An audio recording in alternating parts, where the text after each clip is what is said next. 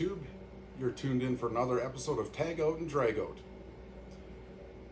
On today's video, I'm going to be talking about some unfortunate business, but rifles that I've regretted buying.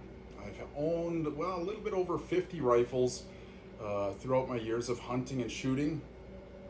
Most of the rifles that I've had, I've actually enjoyed, thought that they've done a fairly good job, and there's a few rifles that I actually regret selling. But the ones that I regret buying, the top one would be a Mossberg Patriot. It was a scoped combo. It was chambered in 308, and it came with a Vortex Crossfire 2 3-9x40. The reason why I really regret buying that one is no matter what I did with that rifle, I could not get it to be very accurate. I could get 2 shots to be very close, but the 3rd or 4th or 5th were always flyers. Sometimes the spread would be quite significant. I changed the bases, I changed the rings, I changed the scope itself. I did absolutely everything I could within reason, because when you buy a rifle like that, you're not intending on spending a fortune to use it. You're buying it as an inexpensive hunting rifle for that purpose. I wasted about 6 or 7 boxes of 308 ammunition, which wasn't cheap as well. I guess the next would be a Tikka T3.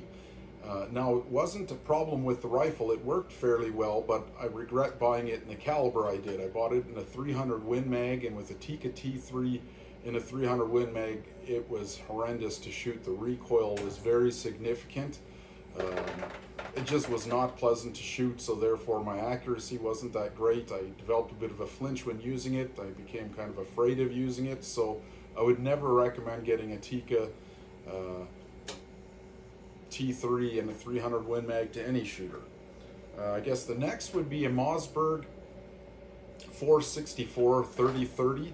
I am a fan of lever action rifles, and a Marlin makes a really good one. However, with the Mossberg 464, I thought, you know, I'll give it a try, see what it's like. But what I found is, to me, it felt really cheap. The iron sights weren't very good. But the worst thing of it was it did not cycle well, and it especially didn't cycle well in the cold weather. It was really challenging to use, actually. The next would be a Howa 1500. It came with the Hogue stock. It was chambered in 30-06, and the reason why that one, it wasn't the action or the trigger or the barrel, anything like that. It was the stock itself.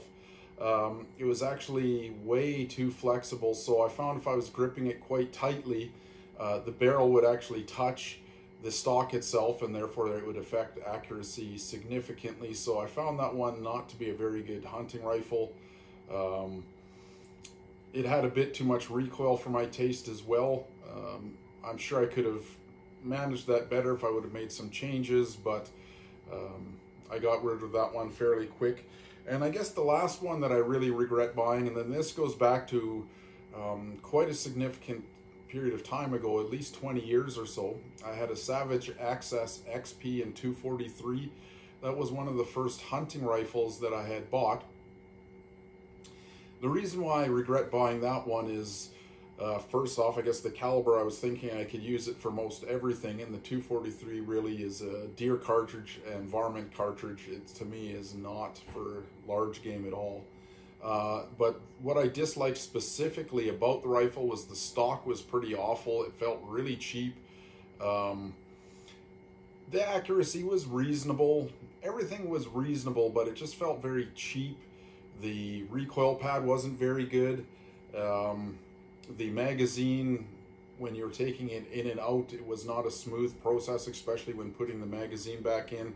And when you're wanting to hunt, you need to be able to load fairly quickly and reliably. So that was probably the biggest issue that I had with that rifle. So I wouldn't recommend any of these rifles to any hunters out there or shooters. Hopefully you found this information helpful for you in making a rifle purchase. If you like the content of my videos, please like, share, and subscribe.